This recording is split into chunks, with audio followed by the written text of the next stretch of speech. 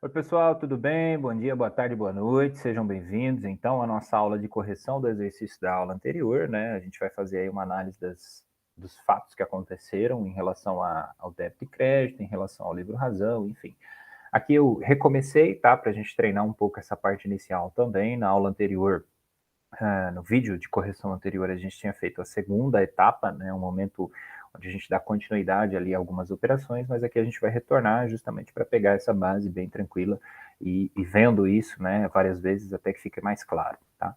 Então a gente vai ter as operações, fazer a leitura e nós vamos jogar isso para a contabilidade aqui nas instituições financeiras. Então a gente vai ter primeiro a integralização do capital social. Eu expliquei para vocês que esse é um processo relativamente simples, né? A gente não está fazendo subscrição, tá? Aquela divisão de etapas, né, onde eu faço a subscrição, depois eu efetuo a integralização. Acredito que vocês já treinaram bastante isso, então deve ser bem tranquilo. Se tiver alguma dúvida, né, me avisa, a gente vai conversando aí nas operações, tá? Então aqui a gente vai ter a constituição de um novo banco, né, sob o nome de Guardião SA.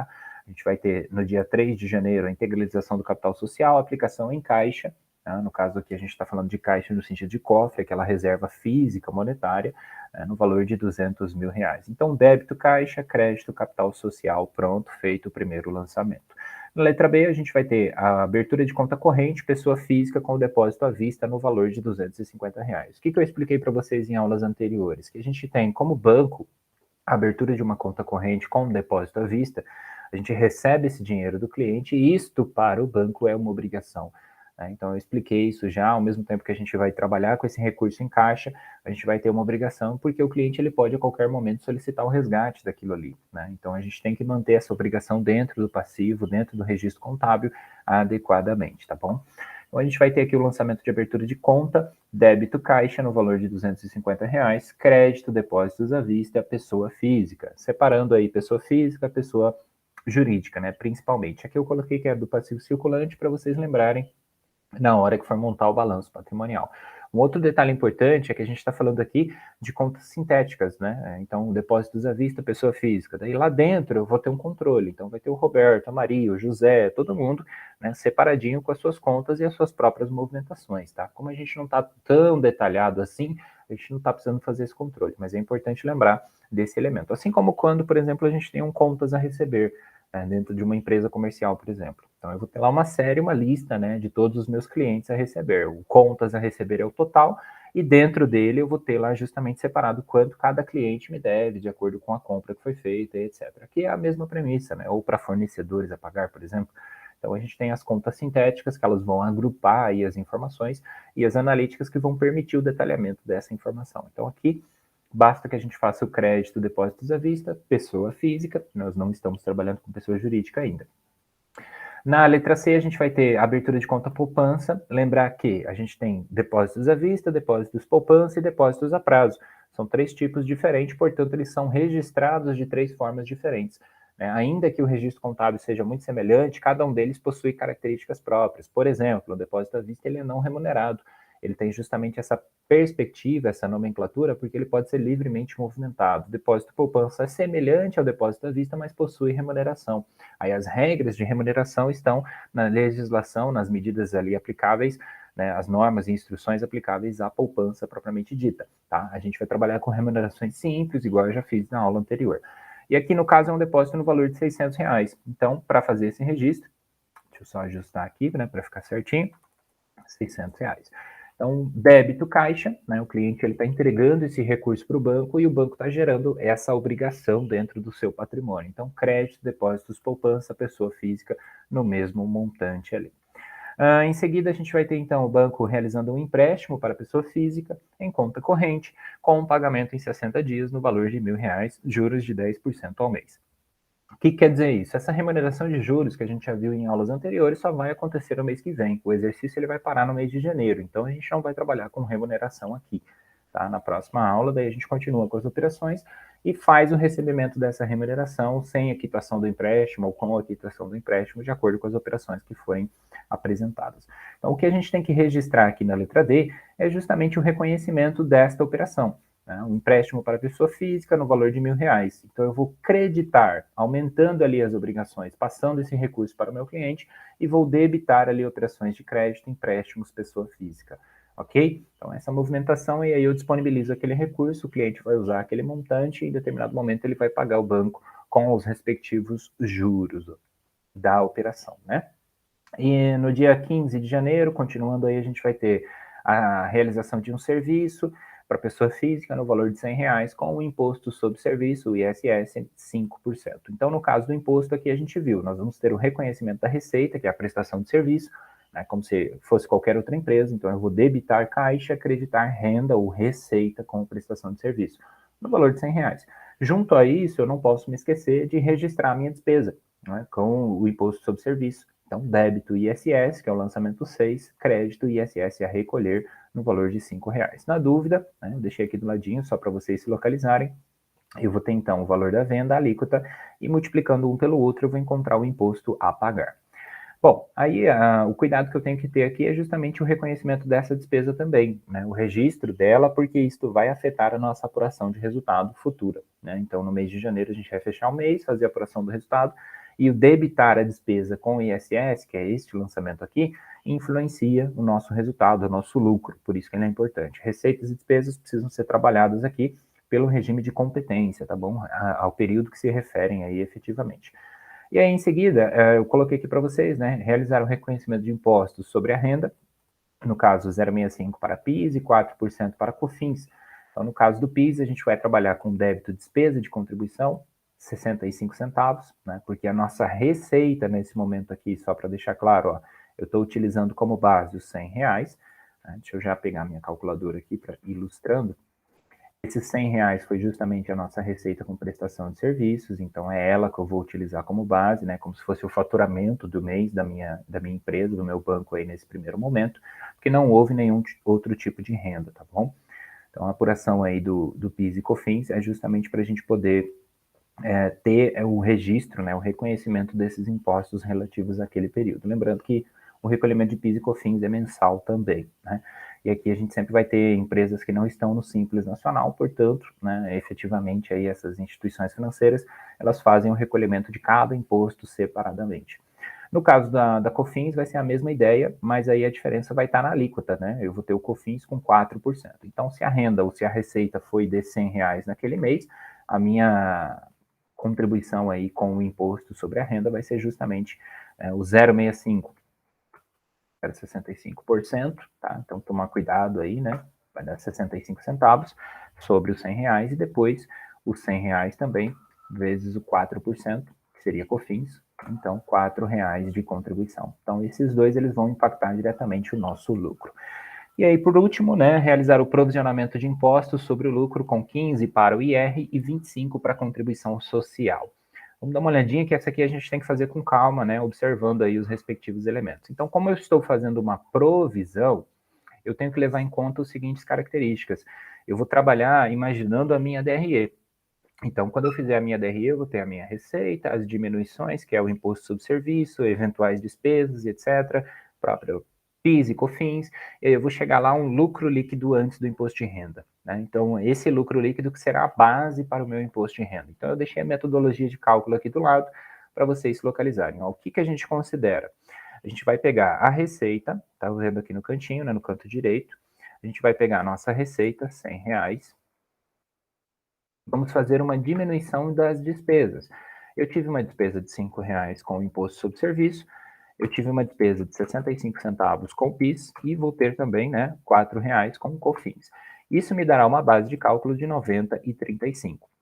Esses 90 e 35 é o que eu vou utilizar os meus 15%, tá? Então, efetivamente aí é o que a gente vai trabalhar aqui para calcular, então, vai dar 13,55 e uns quebradinhos aqui já está arredondado, tá bom? Na sequência, a gente vai ter a contribuição social com 25% de alíquota ali efetivo. Então, os mesmos montantes, R$ 100 menos as despesas, que deu 9,65, vezes o meu 25%, vai totalizar aí, os meus 22,59. Tá arredondado, né? Então, se vocês forem fazer manual aí, só observe esse arredondamento, tá? Para ajustar efetivamente, para ficar o mais semelhante possível. Somou os dois, a expectativa, então, o provisionamento indica isso, né? É que eu vou ter ali um imposto esses dois impostos aí nesta base, né? Então, de acordo com essa expectativa. E aí a despesa com contribuição e com o IR vão totalizar R$ 36,14. Feito esse raciocínio, basta fechar o livro diário com a apuração de resultado. Então, zero as receitas, zero as despesas, incluindo essa despesa com contribuição, né? Despesa com impostos e contribuições sobre o lucro, que é o imposto de renda e a contribuição social. E eu vou ter um lucro a distribuir, né? Um lucro acumulado aí de 100 menos o 9,65, menos a provisão ou o imposto que eu já estou contabilizando em virtude da competência, ainda que eu não efetue o pagamento neste mês ou no mês seguinte, tá? Então eu já estou provisionando, justamente por isso estou reconhecendo aquela despesa. Na hora que eu fizer o pagamento, vai ser só o pagamento, tá? Então essa é a grande diferença. E eu vou chegar a um lucro aí de R$ 54,21, tá? Então não tem muito segredo, é como o nosso primeiro exercício, né? Eu acho que eu já expliquei com bastante detalhes lá, é só para vocês reforçarem aí a linha de raciocínio, né, e poderem ir praticando. Feito o livro diário, passa todas essas informações aqui para o livro razão. Então monta o caixa, faz a movimentação a caixa, faz o capital social, os depósitos aí, separando o depósito à vista, depósito poupança, operações de crédito. Lembrando, né, que essa conta de operações de crédito aqui, ela faz parte do nosso ativo, tá? Mais especificamente o ativo circulante. A receita, né, a renda, ela vai ser zerada, as despesas vão ser zeradas. Quem que fica? Os impostos a recolher. Então, o que a gente vai pagar no mês seguinte. Deixa eu só corrigir aqui que foi 50, R$ 5. ISS, R$ 5, PIS, COFINS, né, e o próprio imposto de renda e etc. Contribuição social sobre o lucro.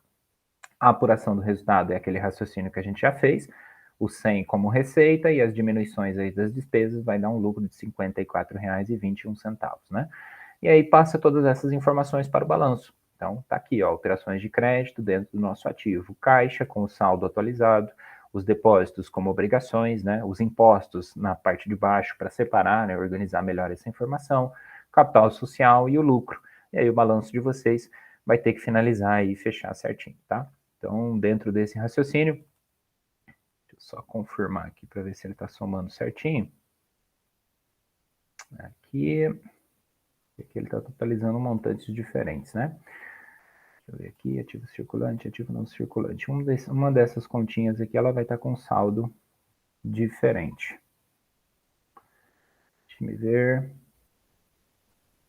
1.250, os depósitos à vista. Ah, tá aqui, ó, desculpem. Os 200 mil, mais 250, mais 600. Eu tô somando caixa, tá? Só para atualizar lá, para ele não ficar equivocado.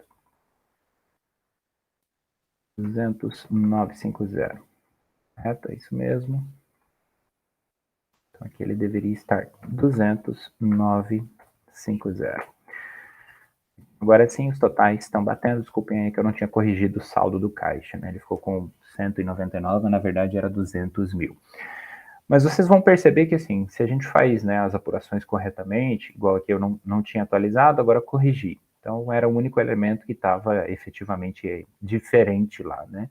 Mas as demais, elas são bem simples, né, com poucos lançamentos. Então, por exemplo, depósitos à vista, são 2 lançamentos aqui, aquele da abertura da conta e o do empréstimo, né? Então, justamente a contrapartida está logo embaixo, então fica fácil de se localizar e poder ir eventualmente corrigindo aí eventuais erros, tá?